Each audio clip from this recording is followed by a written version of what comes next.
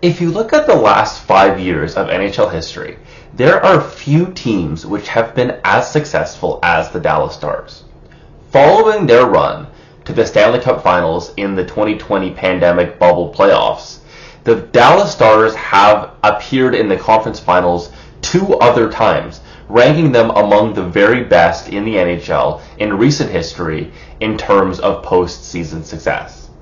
While they haven't quite figured out how to get over the hump, few teams have been as successful as the Dallas Stars, and few can deny how impressive this run of recent play has been. It is surprising, therefore, to think that just a few short years ago, there were serious question marks about the Stars' future. So, how did this team go from mediocre to top tier? That is what we will explore on this episode of How They Built It. As we so often see with successful franchises, the Dallas Stars core, a good number of them, have been acquired through the draft, which is, in my view, the best method of building a team that will remain strong as those players get older, and this really is the key to fighting the dreaded march of Father Time, consistently having young players to take over when older players age out or become too expensive. Drafting has always been a particular strength of the Dallas franchise going back 20 plus years, and they have found many successful players with picks at the top and bottom of the NHL's draft. It's surprising to see a team that hits so many of their first rounders on a pretty consistent level, in addition to fairly consistently finding good talent in the second round and beyond. There is perhaps no greater example of the drafting prowess of the Dallas Stars than the 2017 draft, where in just 3 picks, the team essentially built a brand new core. Coming into this offseason, the Stars were a team that had a lot of question marks. They had a solid, if unremarkable, core made up at that time of forwards like Jamie Benn, Tyler Seguin, and Jason Spezza. That was good enough that it should have been a consistent playoff team, but had many holes across the rest of the roster, especially on the back end, which really lacked a true number one defenseman to support John Klingberg, who was not very efficient on the defensive end, even at his best, and had especially a major problem in net, where both goaltenders Kari Lehtonen and Antti Niemi were really not very good, and neither of whom seemed capable of providing even consistent starting level play. That season was a disaster for the Stars. They were among the bottom of the league after a pretty consistent period of making the playoffs, and with some draft lottery luck, they wound up getting the 3rd overall pick in that year's draft in 2017. In addition, they also had a second first-round pick going into that draft, as they acquired a pick from the Anaheim Ducks in exchange for Patrick Eaves. So, they had 2 first-round picks going into 2017, and one of those 2 picks was, of course, the 3rd overall pick. And so, with their 3rd overall selection in hand, the Stars watched as 2 forwards went off the board. Nico Hischier going 1st overall to the New Jersey Devils, and Nolan Patrick to the Philadelphia Flyers. The Stars now had some decisions to make. There was no question that there was a number of talented players available for them to take from that draft. In terms of forwards, there were a lot of high caliber forwards that were highly regarded at the time. Players that I can remember on 2017 that were especially highly touted right around that draft area were North American centers like Cody Glass and Casey Middlestat, and then there was, of course, Europeans as well. The main two that I can remember at that time were Elias Pettersson and Elias Anderson, who were all sort of seen as like that next tier of forward after Patrick and Hischier. Kind of funny looking back on that draft. Some of those players were very, very, very highly touted and turned out very well. And a couple other ones, of course, with the benefit of hindsight, looked like they were not such great picks. But of course, that's easy to say now, and that was what the perception was back then. Of course, there was also a lot of choices on the back end as well. As I said, that was also an area of particular need for the Stars at the time. There was the consensus top defenseman in the draft at that time was the smooth skating Miro Heiskanen, or the Canadian Cale Makar, who was lighting up the AJHL at the time, and then was also seen as a potentially top-rated talent. But definitely, if you go back and look at it, Heiskanen was the higher-rated player. He was the highest-rated player according to the NHL's draft ratings as well, and that is ultimately who the Stars, of course, ended up selecting. Third overall, picking Miro Heiskanen to be their hopeful number one defenseman for the future. In hindsight, of course, from a hardware perspective, you could certainly make the argument that Cale Makar, who was just made one pick later, fourth overall to the Colorado Avalanche, might have been the better selection. However, I really don't think Stars fans mind too much, as Heiskanen has been a superstar in his own right, a repeat All-Star, and a true number one defenseman who's been proficient on both sides of the puck and has really brought a level of stability to that Dallas Stars back end that they were really desperately lacking. Later in the first round, the Stars pulled off two risky moves in a row. So remember before I had said that they had required a second first-round pick from the Anaheim Ducks for Patrick Eaves. Of course, the Ducks at that time were very good, so that pick was a late pick. It was the 29th overall pick. But they had their eyes set on a player who they feared would be picked before they would be able to get the chance at 29. And so they ended up making the decision to trade up in the draft 3 spots to the 26th overall pick. Now, I can make a video at a later date talking about the follies, potentially, of trading up. But in general, if you actually look at the history of trades of moving up in the draft, those trades really rarely work out. Teams either end up acquiring players that they could have acquired later on, or the player that they end up trading their pick away for ends up being a better player. So this is definitely not a move that is often really seen as a smart one, but in this case it did pay dividends. As with the 26th overall selection, the Stars took American goaltender Jake Ottinger, who was playing for Boston University. Now, this is the second part of that risky move that I was mentioning, because it's really rare to see goaltenders taken in the first round for somewhat good reason. Of course, of all the positions in hockey, goaltending is certainly the most volatile and the one with the most natural variance.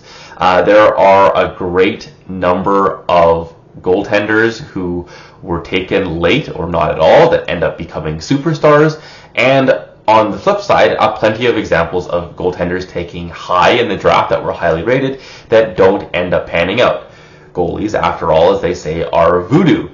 And in fact, the last time the Stars drafted a goalie in the first round before the Ottinger pick was back in the 2010 draft, when they took a big swing on Jack Campbell, taking him 10th overall.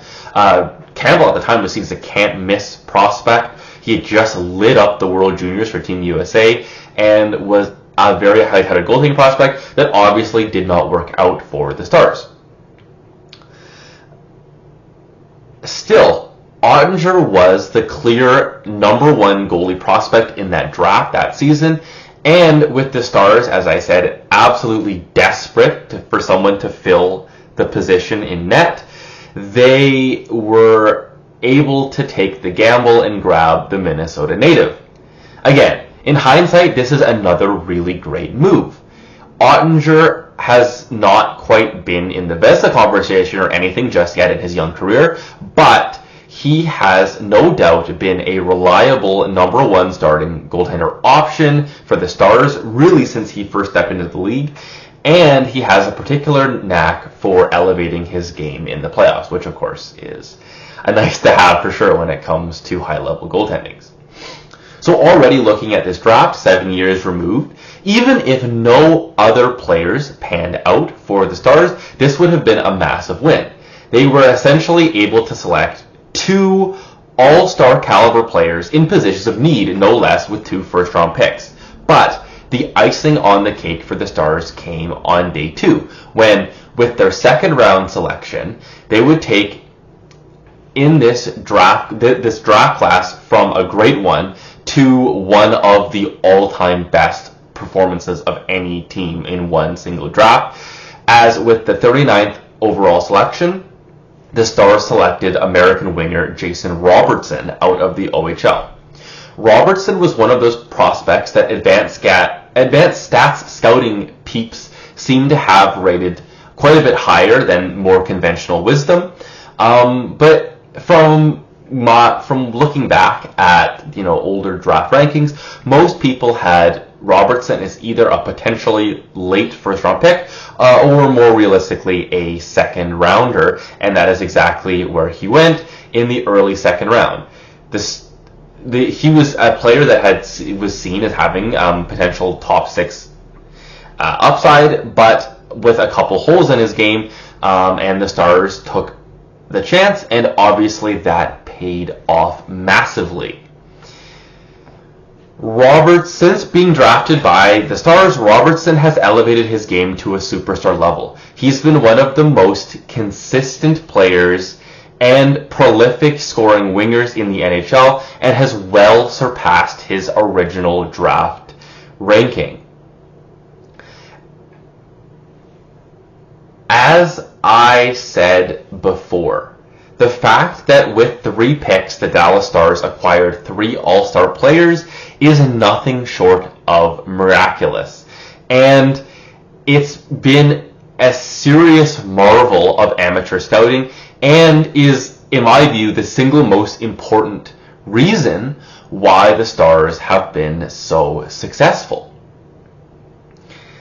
As I said before, the Stars have always seemingly had a knack for finding talent in the first round and beyond, and I think that the 2017 draft really perfectly encapsulates a turning point in their amateur drafting philosophy, as their drafts went from good to exceptional. Case in point, the 2021 draft, the Stars found similar success, taking Wyatt Johnson in the first round and Logan Stankoven in the second, both of whom have already featured prominently in the Stars' most recent playoff run, and who both look to have extremely bright futures in the league. Even Thomas Harley and Maverick Bourque, 2 recent first-rounders, have shown a great deal of promise, with Harley already playing regular minutes for the Stars' blue line, and Bourque winning AHL Player of the Year this past season, and clearly looks like a player who is knocking on the door to taking that next step. While there have certainly been some misses as well, Ty Dellandrea and Riley Tufte, for example, are 2 guys in the first round that were taken recently that did not pan out the way that the Stars had certainly hoped. No scouting team is perfect, but the fact of the matter is that the Stars have an exceptional amateur scouting staff, and that has allowed them to take their game to the next level. And this is, in my view, the number one reason why the Stars are contenders for the foreseeable future.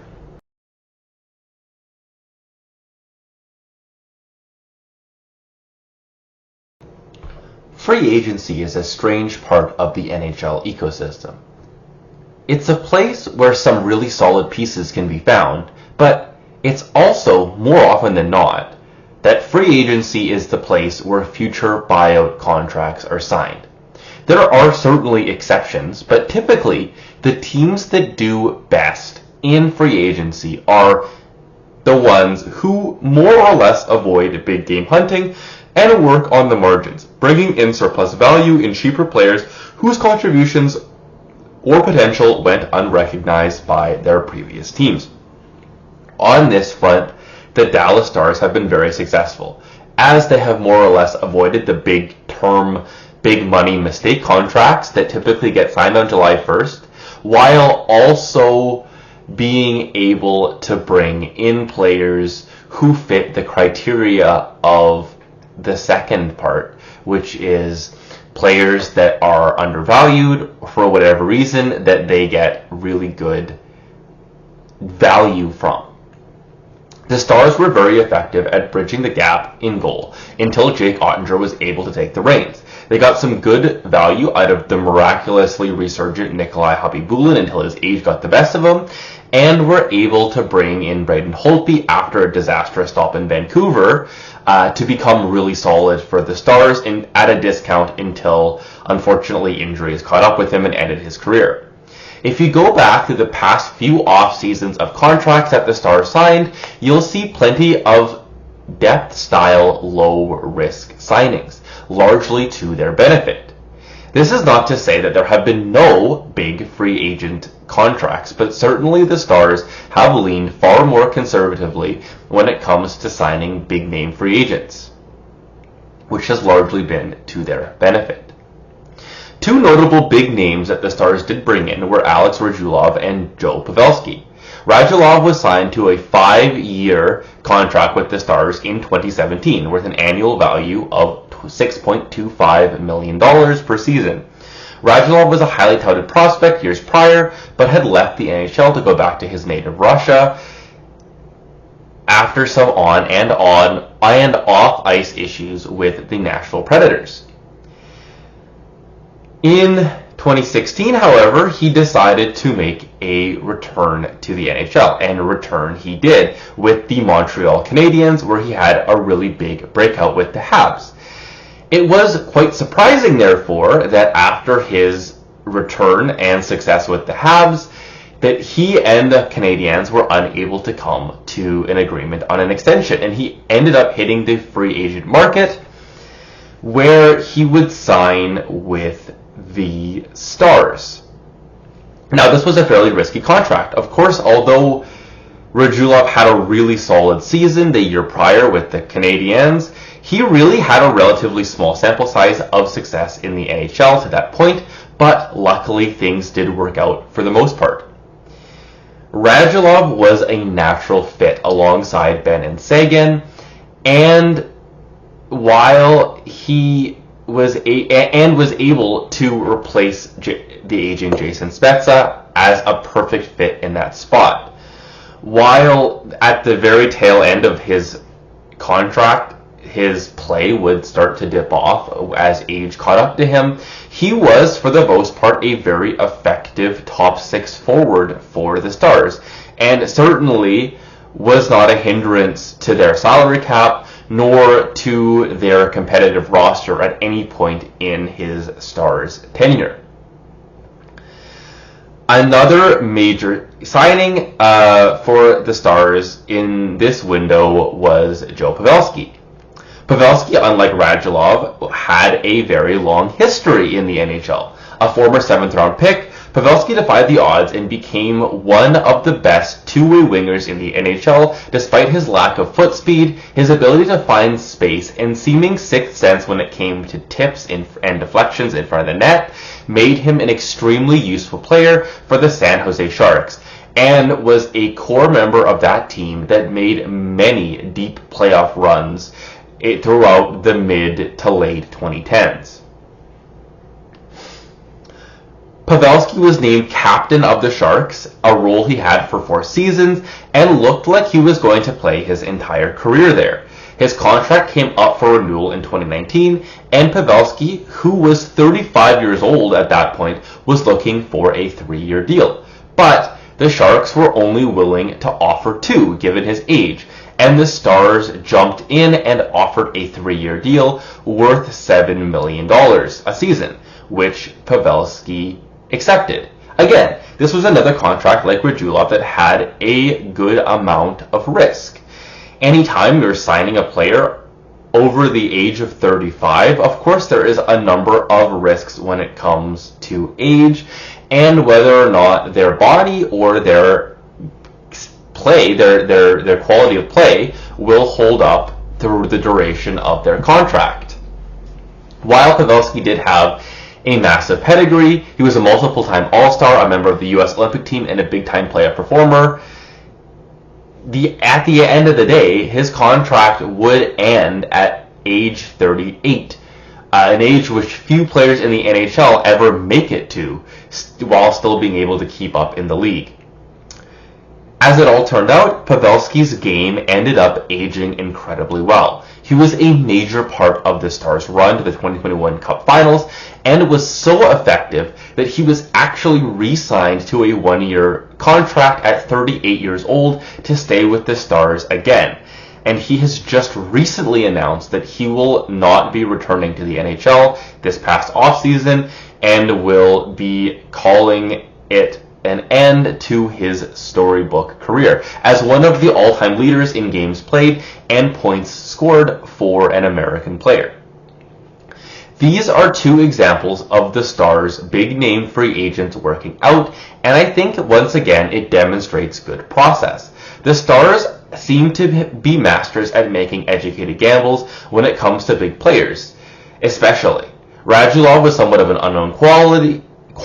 Joe Pavelski was on the wrong side of 30, and just recently, the Stars also signed Ryan Suter and Matt Duchene following their respective buyouts from their previous teams, both of which have been rather high-risk signings that have seemingly worked out pretty well for the Stars, although, of course, Suter ultimately would end up being bought out again. He did provide a lot of value for the Stars while he was still playing, and was another player that kind of fit this philosophy of the Stars being that they target players that had pedigree that have seemingly lost it at some point. Now, it does merit to say that this past offseason with free agency, the Stars did make two signings that I felt really went against their typical plan when it comes to free agency, their typical style of being successful in free agency. That was signing Matt Dumba and Ilya Lyubushkin to big-term deals. In the Stars' defense, there were an awful lot of contracts given out that I think raised some eyebrows, mine included, especially to defensemen, and especially to defensemen that brought that size and physical edge that teams have seemingly fallen in love with once again, given the success of many teams that have had that big hulking blue line again. I don't love either one of the signings of Dumba nor Lyubushkin, but I'm certainly willing to give Jim Neal a benefit of the doubt at this point. I think he's more than deserved it. And again, this would be the first time that the Stars have made free agency decisions that have looked rather suspect from the beginning, and then ended up panning out because they saw something in a player that nobody else seemingly did. So we will have to wait and see how these two signings pan out, and how that affects the overall view and narrative of the Stars' strategy when it comes to roster construction.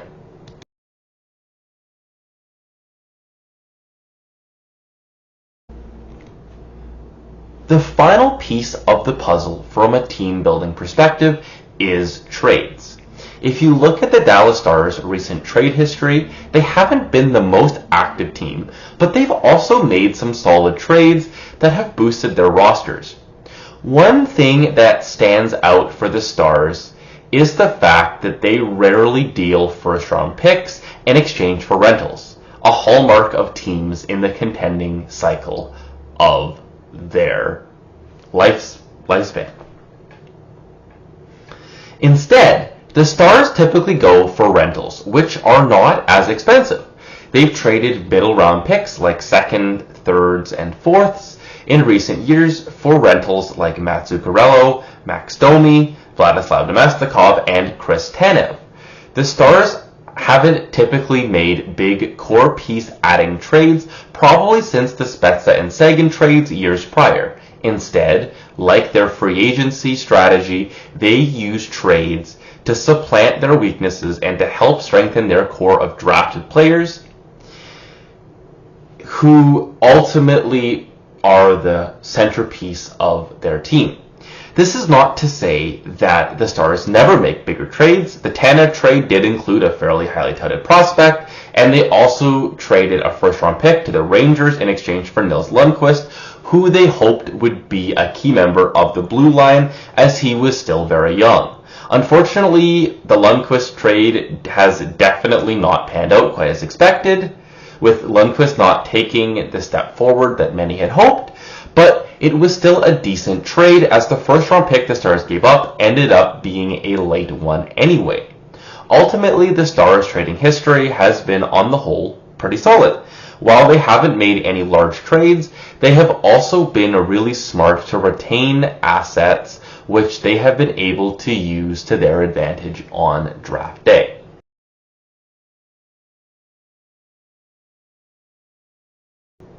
Ultimately, time will tell if this core of the Dallas Stars will reach the ultimate goal of a championship. Their conference finals loss to the Oilers will definitely leave room for soul searching, but I think it's clear that the number one thing that the Stars do better than almost any other team in the league right now is amateur drafting and development, which has led them to an almost embarrassment of riches, which should serve to extend their window even as traditionally core guys like Jamie Benn and Tyler Seguin decline with age. It's this drafting prowess, combined with restraint in trading and free agency, that has made Jim Nill the back-to-back GM of the Year winner, and should at the very least mean that the Stars will remain one of the top teams in the West for at least a few more years to come.